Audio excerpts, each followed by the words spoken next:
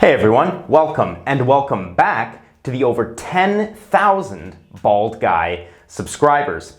Today we need to talk about this. This is an Athenian Owl, a silver coin from ancient Greece, also known as a Tetradrachma. All things considered, it's a pretty rare coin today, and in decent condition this coin fetches around $1,000. which is pretty steep for about 17 grams of silver. But this coin teaches us an amazing lesson we can apply to stacking today in an environment where premiums are going through the roof. As always, be sure to leave a like if you think this is something more people need to see, and watch to the very end for the question of the week, where I answer one viewer question from the comments section, and we have a good one this week. So, with silver and gold taking a bounce in price this week, I am seeing more traffic and interest in the topic of gold and silver stacking. No surprise there. As you can see here, gold is coming back and is closing in on the $12 billion market cap level again. Silver momentarily passed Google this week to take the 5th position on the list of top 10 largest assets, but has now settled back into 6th position. Now, this doesn't mean we're out of the woods yet, but what I covered in my bullish indicators video is actually playing out on the market right now. Because as the dollar weakens, and you can see that here on the DXY Index Chart, which measures the strength of the US dollar, the price of gold and silver have inversely come up as the dollar has gone down.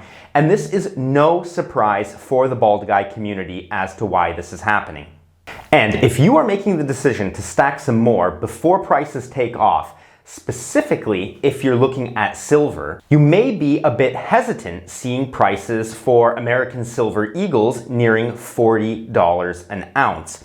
And this here was taken just today from APMEX. But thankfully, we have great examples from history to learn from to help us make the best decisions possible before time runs out and the price of silver really moves up quickly. Because as I've covered here before, and here is my timeline as a reminder, we could see a local high on silver as soon as 14 months from now if my timeline for silver price recovery holds true. And we are already seeing indications that China is easing its C-19 policies, so I will be monitoring that as the situation develops. But what does all of this have to do with the Athenian Owl coin I've shown at the beginning of this video? Well, the reason is because there are a lot of similarities between this coin here on the left, the American Silver Eagle, and the coin on the right, the Athenian Tetradrachma, and it goes beyond the fact that they both have a bird on them. And I hope my British viewers will get the little joke I built in there. It is because these two coins were the standard for silver coins in their time. They were the most widely traded and most recognizable coins, and the eagle is, of course, still on top today as I make this video. And when it comes to the Athenian Owl, the owl design was so well known, in fact, that in its time, other places simply copied the design instead of trying to issue their own brand of currency because it was easier. And here's an example from India copying the Athenian design. So, now that we've established the fundamental similarity between these two amazing coins, it's important to state the obvious. The more recognizable a coin is, the more universally accepted it is, meaning, from our point of view today, it's more liquid. And that is what attracts a lot of people to the American Eagle today, and has caused many YouTubers to say it is the best thing to stack. But is it? Anyone here who is bearish on the US dollar and fiat currency in general understands that nothing lasts forever.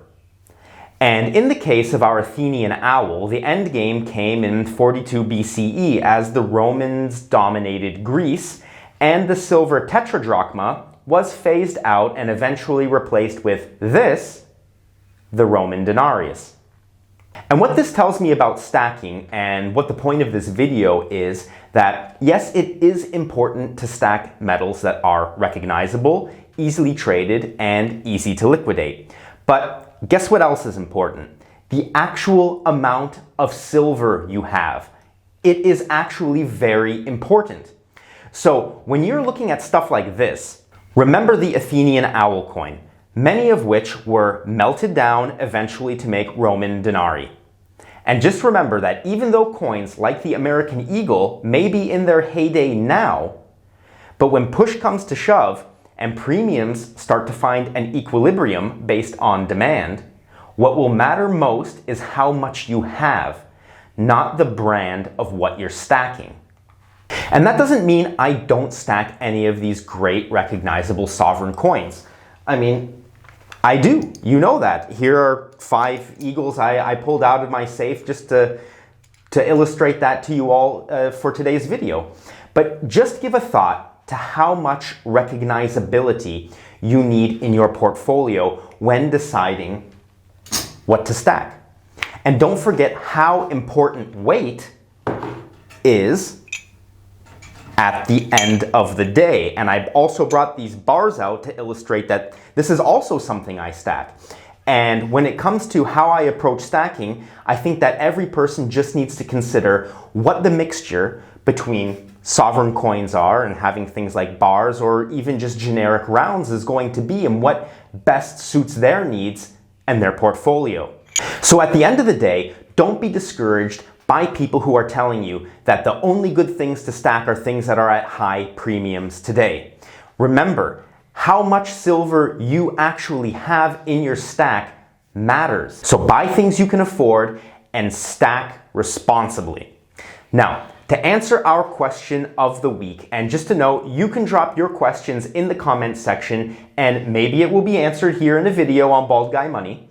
Special consideration is given to super thanks questions. I will be transparent about that, and I am actually working right now on a full video for a question I received from a super thanks question. But here it is for this week, and it comes from Jim Schweitzer. And Jim Schweitzer asks, Mr. Bald Dude, once again, many thanks for what you do. You are great. Thank you.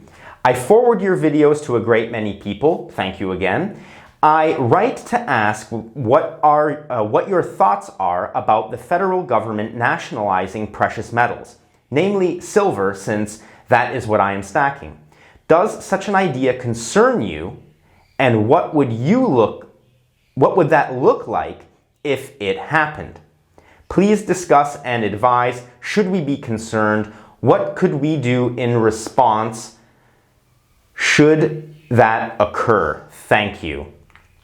So, thank you, Jim, for your question and for your compliments. This is a very good question because seizure of property by governments is not something that is unheard of. In fact, we've seen it many times throughout history. And sadly, as I see more and more socialism taking hold in the world, I will answer the question like this.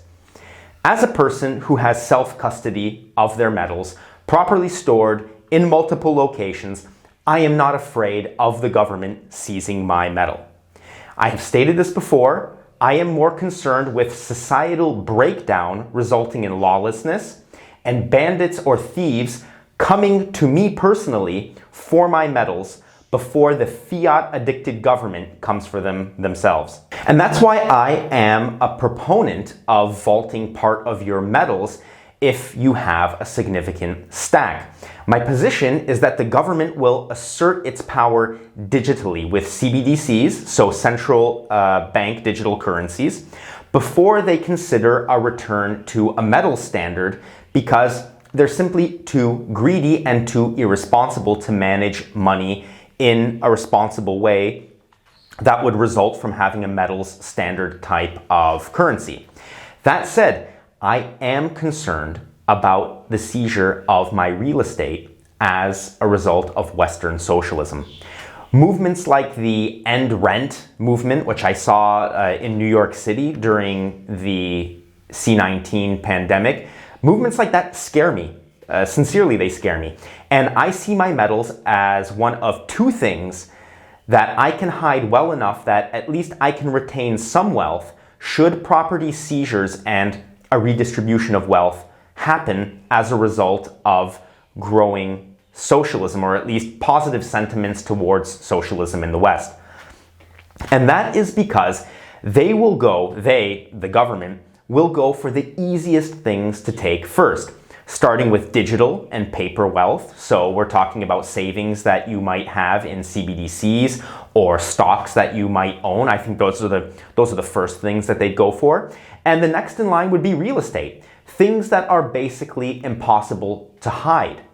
My wife's family, being from Poland, had their lands taken by the communist government in exchange for bags of sugar in the 1950s. Bags of sugar. They showed up, they gave you a bag of sugar and they said, your land is now ours. Luckily, my wife's family was smart enough to store some of their wealth in gold, which actually came in handy later on to purchase real estate once the communist system collapsed. So I know it might be anecdotal, but my position is based directly on my life experiences there, and I sincerely hope that answers your question. With that, I wish you all a great weekend and a belated Veterans Day to all of our veterans watching. Thank you all very much, and belated Happy Independence Day to all of our Polish viewers. And until next time, I wish you all the best. Take care of yourselves and take care of the people around you. Goodbye.